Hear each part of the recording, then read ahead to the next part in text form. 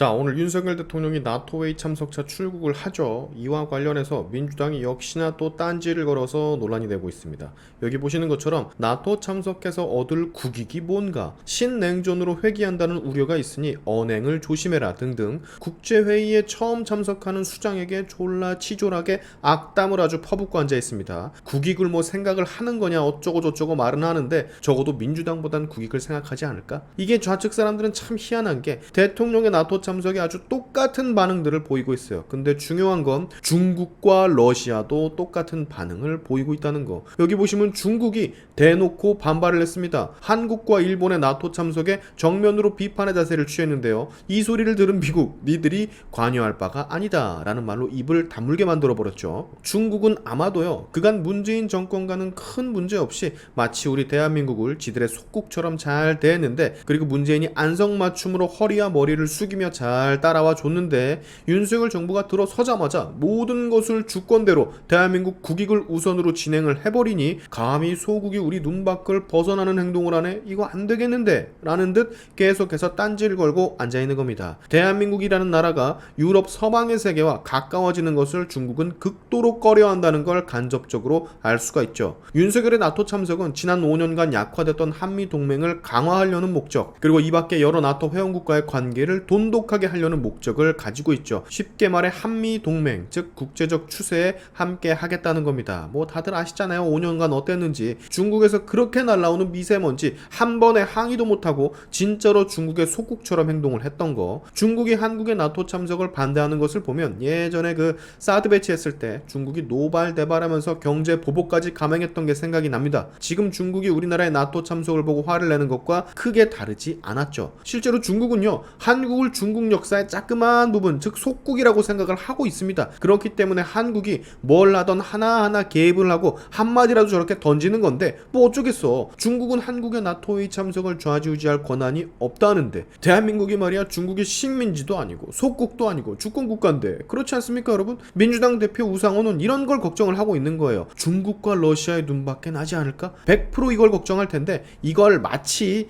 얍삽하게 나토에 참석해 잠잠하던 한반도의 평화, 동북아의 평화를 해치는 현 정부 윤석열 대통령이라는 프레임을 씌워 공격을 할 겁니다. 근데 제가 누차 말을 했지만 동북아의 평화, 세계 평화를 해치는 건 누구다? 나토 회의를 참석하는 한국과 일본이 아니라 중국과 러시아 그리고 북한이다. 러시아의 경우만 봐도 먼저 무기를 들고 총을 쏘고 폭탄을 쏘고 타국민을 죽이는 애들, 즉 러시아가 잘못된 거지 당하고 있는 우크라이나가 잘못한 게 아니라는 겁니다. 왜 전 세계 나라들이 그리고 지도자들이 러시아와 푸틴을 비판을 하겠어? 그 사람들이 다 띵아 똘추라서 그러겠나? 물론 러시아의 견제 목적으로 한 목소리를 내고 있는 건 맞지만 러시아가 자행한 전쟁 개시는 그 어떤 이유를 갖다 놔도 정당성을 확보할 수가 없어요. 이건 우리 한반도의 상황과도 똑같이 적용이 되는데, 민주당 애들 맨날 짓거리잖아. 한반도의 평화를 해치지 말라고. 보수 진영이나 보수 쪽 수장이 평화는 힘이 바탕이 되어야 한다, 그래야 가질 수 있다, 뭐 이런 말을 하면 늘 이렇게 대응하죠. 한반도를 긴장 상태로 이끌지 말라고. 아니 옌병을 난 이해가 안 가는 게, 한반도를 긴장 상태로 이끌고 평화를 해치는 게 나만이야?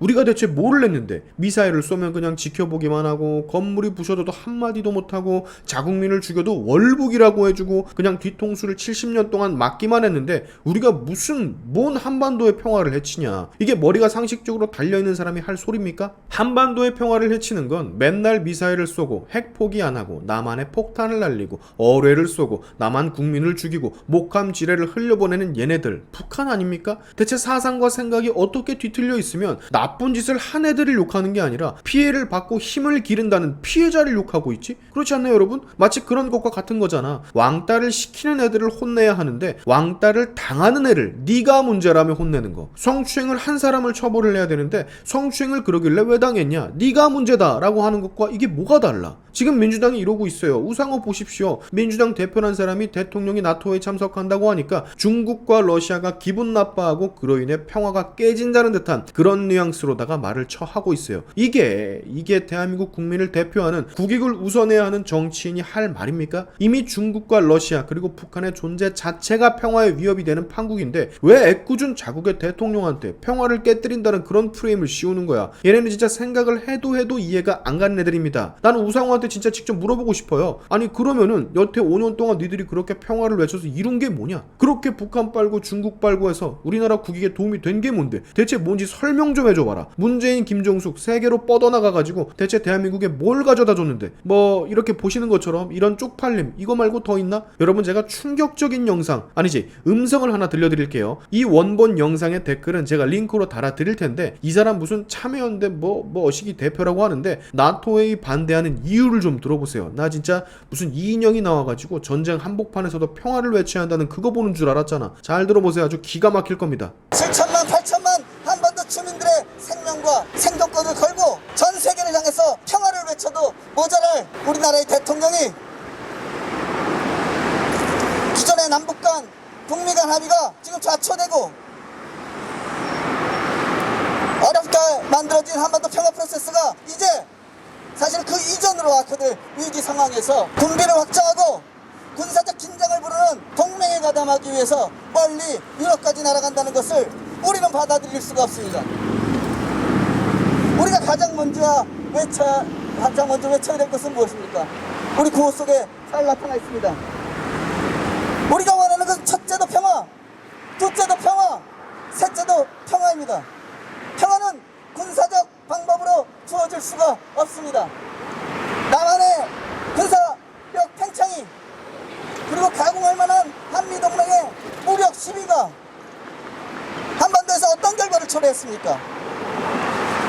북한의 핵무장을 부르고 DMZ를 위태롭게 하고 이 지역 모두에 다만 기단 한반도뿐만 아니라 이 지역 모두의 군사적 긴장과 불편함을 초래하고 또 평화적으로 협력할 길을 가로막는 그런 장애물로 작용했던 걸 우리 너무도 잘 알고 있지 않습니까? 나토의 업적으로든 국경으로든 아니 무슨 전화를 통해서라든 정상회의에 우리 대통령이 가는 걸 우리는 절대로 동의할 수 없습니다. 왜 대통령이 취임하자마자의 행보가 군사동맹이 모여서 군사력을 강화하는 논의에 참여하는 것이어야 됩니까? 평화를 논의하고 생명을 논의하는 것이면 왜 안 됩니까? 망쳐져가는 한반도 평화 프로세스를 되살리기 위한 순방이면 왜 안 됩니까? 우리는 나토가 팽창하는 걸 반대하고 우리나라가 거기에 개입하는 것을 반대하고 우리 대통령이 그 자리에서 곁불이라도 쬐는 것을 절대로 용납할 생각이 없습니다. 윤석열 대통령의 나토 정상회의 방문을 우리는 반대합니다.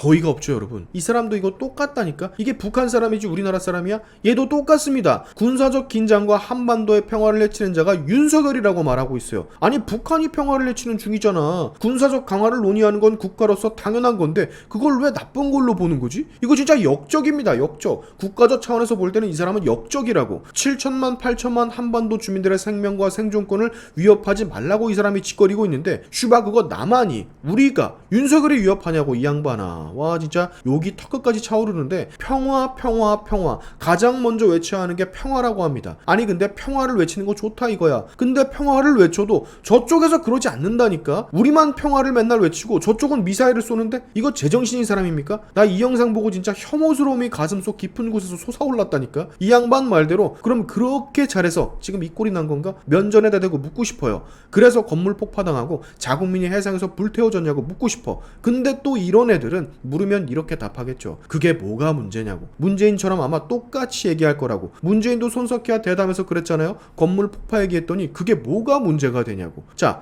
이쪽 진영의 수장 대빵이 이런 생각을 가지고 있는데 밑에 애들은 오죽하겠습니까? 안 봐도 비디오지. 아마 서해 공무원도 월북이라고 무조건 월북이라고 우길걸요. 자, 마무리할게요 여러분. 기억하실 건 딱 두 가지입니다. 동북아시아와 한반도 더 나아가 세계 평화를 해치는 이들은 가만히 있는 조용하게 지내는 여타 국가들 그리고 우리가 아닌 중국과 러시아, 북한이라는 거. 그리고 둘째, 아주 이상하게도 민주당과 이쪽 지지자들은 중국 그리고 북한과 똑같은 소리를 맨날 하는 족속들이라는 거. 이 두 가지만 기억하신다면 우리가 앞으로 어떻게 행동을 해야 하는지 답이 나오시죠? 네, 반대로 가면 됩니다. 이들이 짓거리는 말에 반대로 가면 된다고. 대한민국 국익에 해만 끼친 이들의 말에 여러분은 꼭 반대로 움직이시길 바랍니다. 그게 우리나라 대한민국의 국익을 위한 길입니다. 지금까지 샤인튜브였습니다. 여러분의 영상 공유는 세상을 밝히는 힘이 되니까 꼭 공유 부탁드리면서 제 영상이 지금까지 좋으셨다면 구독과 좋아요 그리고 알림 설정까지 꼭 한 번씩 눌러주시면 감사하겠습니다. 다음에 봅시다.